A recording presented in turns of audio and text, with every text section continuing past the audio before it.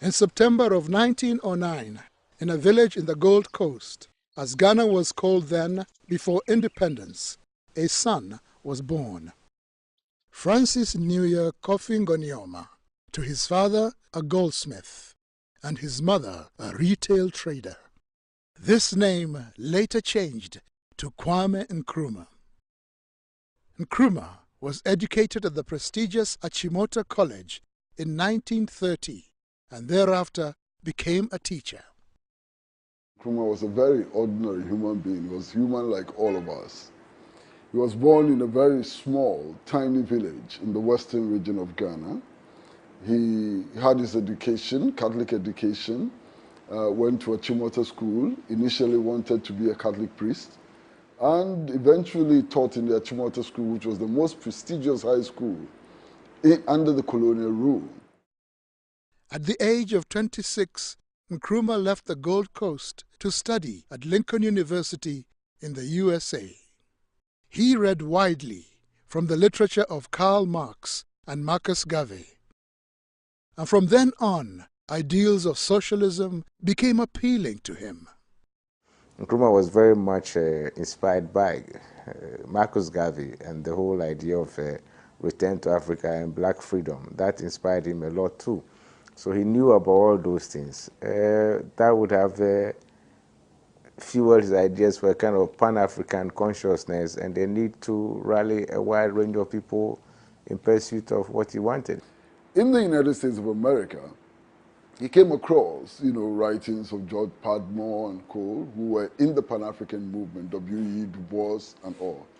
And eventually in 1945, he linked up with them in Manchester, United Kingdom, where they organized the 5th Pan-African Congress. And they decided to accelerate the struggle for liberation of Africa. As men of thought and action, they exerted great influence on the young Nkrumah. His ideas for the unity of all Africans later came to be known as Pan-Africanism. In his book, I Speak of Freedom, Nkrumah wrote, "Divided we are weak. United, Africa could become one of the greatest forces for good in the world."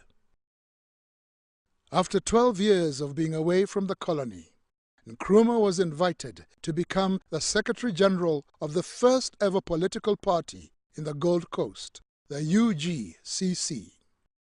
Nkrumah and the founding members of the party were later known as the Big Six. 1948 was the year that saw the Gold Coast go through perennial unrest that resulted to boycotts and mass action. Goods that were brought in by Asian, Lebanese, and European traders were too expensive for the locals to afford. There was a boycott of British goods because people felt that the Association of West African Merchants, which included all the British and expatriate firms, had raised prices far beyond the capacity of Ghanaians. The colonial government blamed the leaders of the UGCC for stirring up trouble, and this led to the arrest of Dr. Nkrumah and the UGCC party members. They were imprisoned in James Fort and were charged with instigation, looting, and rioting. The imprisonment did not deter Nkrumah from his continued opposition against British rule. His arrest did not in any way dampen enthusiasm within the party that he had founded, largely because some of the activists remained outside the prison wall. 1951 was the year that saw the Gold Coasters voting for self-rule. By this time, Kwame Nkrumah had split from the UGCC to form his party, CPP. In 1951, the party that he formed out of the United Gold Coast Convention, which was the Convention People's Party, won a landslide victory in the general elections, and he became the leader of government business, or more or less the Prime Minister of the Gold Coast at the time. In the struggle of CPP, there is victory for us. CPP had a big following. The youth particularly believed in Kwame Nkrumah and his ideologies and actively campaigned for his release. After the party's landslide victory, the pressure on the colonial government to free Nkrumah increased. At Accra, a huge crowd cheers as Kwame Nkrumah leaves James Fort Prison freed by the governor as an act of grace on the eve of the inauguration of the new constitution. The British governor, Sir Charles Arden Clarke, eventually recognized him as the Prime Minister. Between 1945 and 1965, a significant number of African countries gained independence from European colonial powers. Ghana became the first African country south of the Sahara to gain independence on 6th March 1957. When the Gold Coast successfully get your independence officially, Ghana is the name. Ghana, we wish to proclaim. We will be. That we are going to see that we create our own African personality and identity. We dedicate ourselves not only in the struggle to emancipate other territories in Africa. Our independence is meaningless unless it links up the total reflection of the African continent. Jerry Rawlings, a former head of state, remembers the mood of the time. We were playing football, and I could hear the siren, and everybody sort of stopped wherever they were, listening to the siren. But of course, I mean, not me. I was chasing after the ball, and I found I was the only one chasing after the ball while everybody was listening to the siren when I ran into a barbed wire. And that's the scar I have here, on that day. Those who have hats on, to take off your hats and let the band play our national anthem. And from now on, that national anthem is the national anthem of the Gogo to be played on all occasions.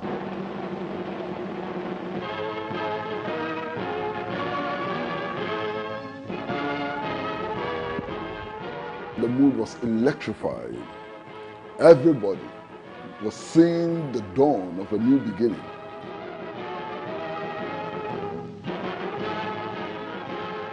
This was the day on which he said that the African was capable of governing himself. And he said that we as Africans should be allowed to make our own mistakes. That was an incredible day. Its freedom served as an inspiration to other African countries struggling against colonial rule, and as a result, Ghana occupied a central role in the fight against imperialists.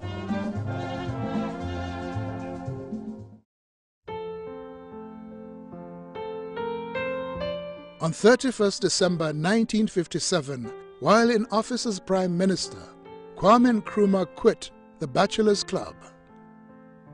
Fatia Ritz and Kwame Nkrumah became husband and wife a few hours after she landed in Accra from Egypt.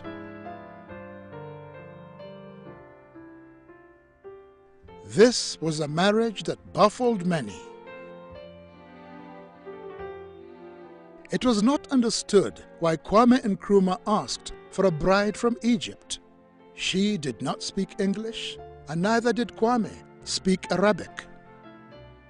Mother was a young woman from a different culture. She left her family to come and her home base to come and live here. So I think it was a challenging marriage in a sense, but I remember her saying she would do it all over again. He, I think, did not marry her because she was in love. I think he just felt that it was time for him because of his position. He was then Prime Minister and then eventually became President in 1960. I think he needed to have that image. Together, they had 3 children, Gamal, Samir, and Sekou. From a previous relationship, he fathered a son, Francis Nkrumah. We had an ordinary childhood in the sense that our father, when he was at home, he was a very modest, simple man. So I remember playing around him, all of us. But I remember little things like him insisting on giving us a spoon of honey because it was good for us. Yes.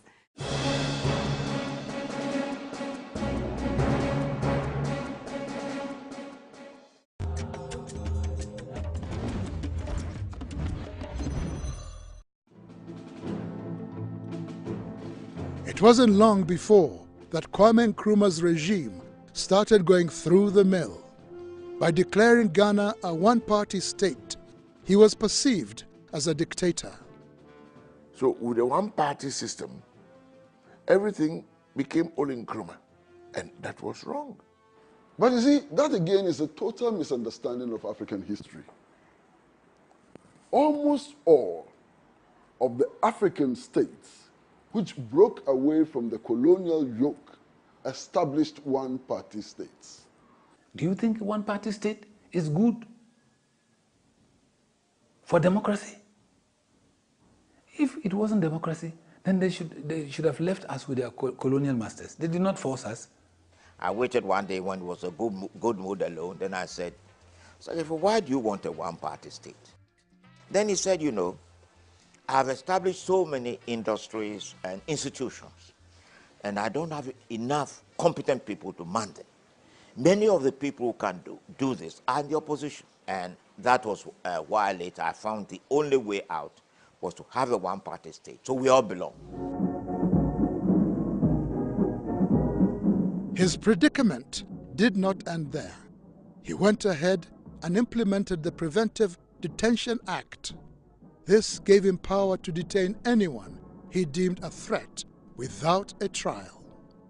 All his bills were passed through Parliament, even preventive detention bill. He didn't just get up and say, I, Kwame Nkrumah, from today, I'm having this law. No. He went through the process, went to Parliament, and Parliament passed the preventive detention bill. The elite in those days were against this dictatorial type of governance. And so the opposition to Kwame Nkrumah increased. How can the person who led us to struggle for the right to elect our own leaders become a dictator? The person who led us in struggle to assert our rights as human beings become a dictator. Strange logic, strange definitions. It was his own people, his own government that gave him away because he was becoming a nuisance. As Nkrumah walked in the gardens of Flagstaff House, which served as his residence, he was the target of a failed assassination attempt. One day he was walking from his office, from his house to his office, and the policeman opened fire on him. What was it to do with that policeman? Give him a bouquet of flowers and kiss him on the cheeks for attempting to assassinate him? I don't understand these noises about dictatorship.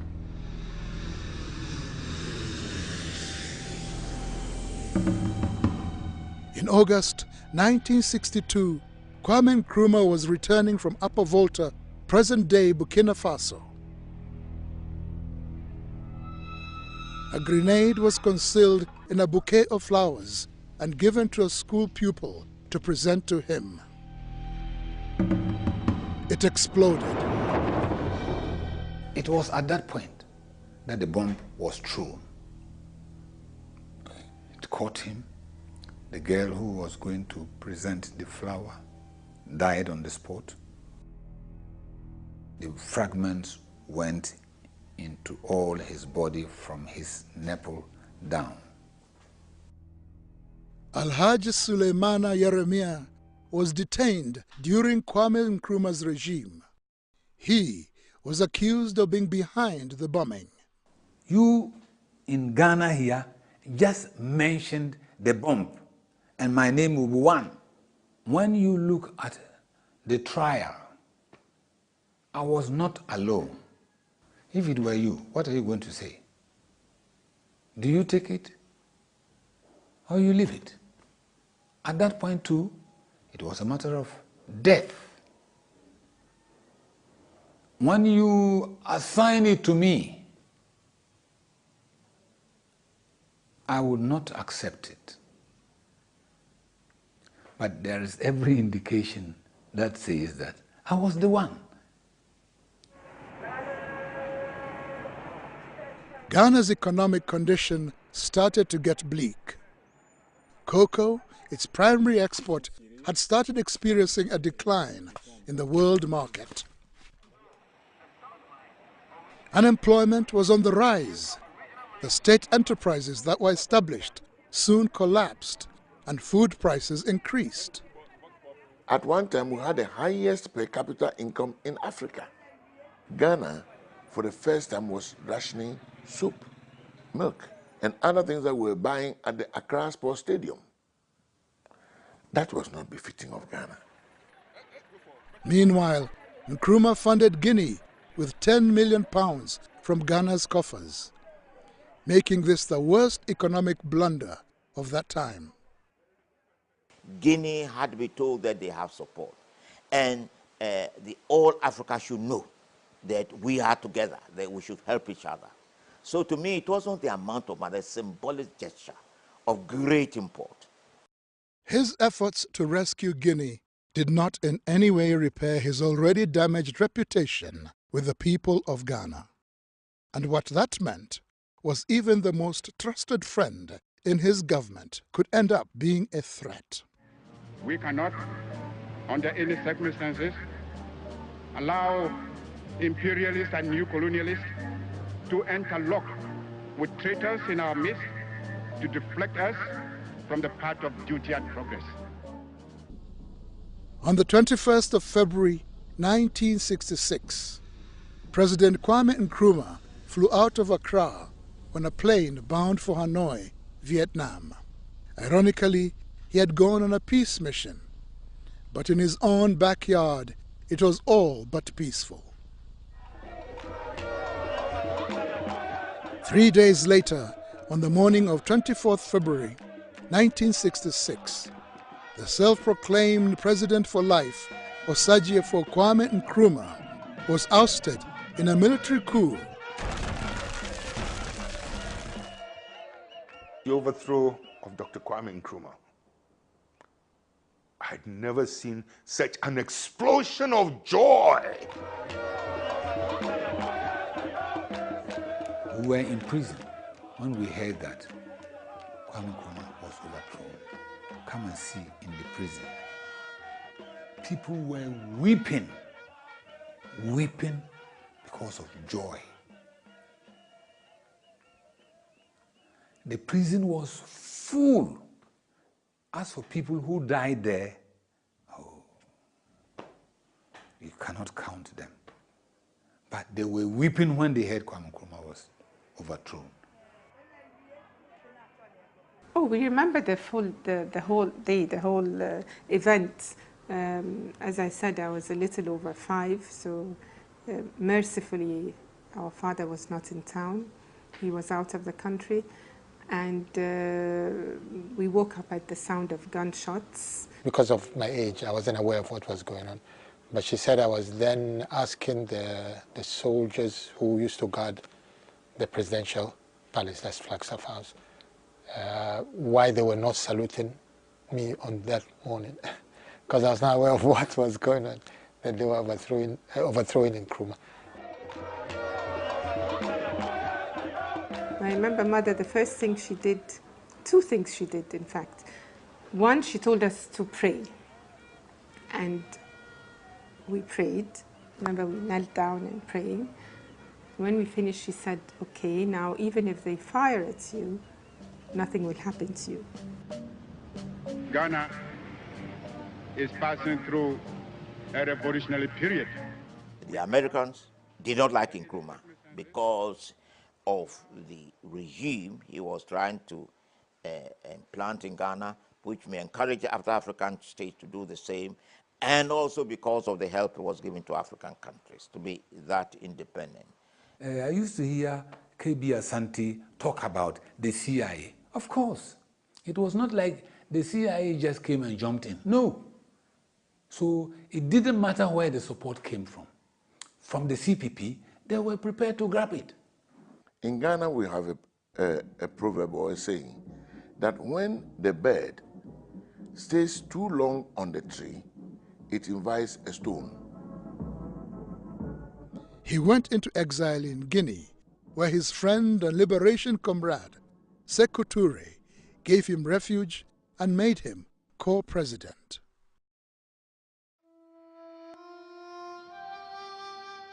In April of 1972, Kwame Nkrumah drew his last breath in a hospital in Bucharest, Romania. Until he met his death, Kwame Nkrumah had survived 5 assassination attempts, and that is why the phrase, "Kwame Nkrumah never dies," was coined.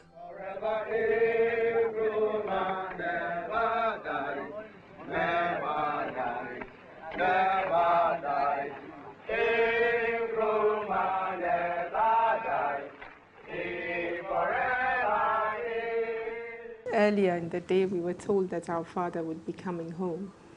Yes, and of course we were excited, and we all dressed in our finest clothes. Yes, and you're right. Yes, I remember our mother looking particularly good in her chiffon dress.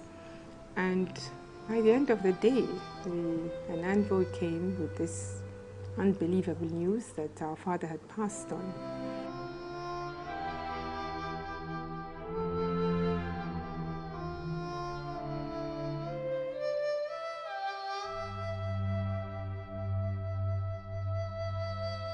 So according to the records, he died of cancer.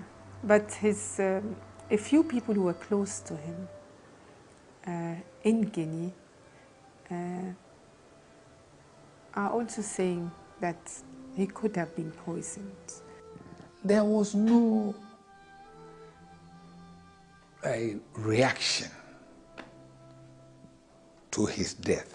It is Amilcar Cabral who said that Nkrumah died out of a cancer of betrayal. And there was a lot of betrayal in Nkrumah's days. Quand nous viennent pas nous affirmer que Nkrumah est mort à cause d'un cancer de la gorge ou d'autres quelconques maladies. Non, Nkrumah a été tué par le cancer de la trahison. I, Robert Gabriel Mugabe, do swear. People who say Kwame Nkrumah is good and practicing his ideology, I would say Mugabe. Mugabe was grateful to Kwame Nkrumah. But look at Mugabe's style of government. Is it successful? That is the true Nkrumahist, a Pan-Africanist who believes in the true identity of the African. Yes, it's good, but practically,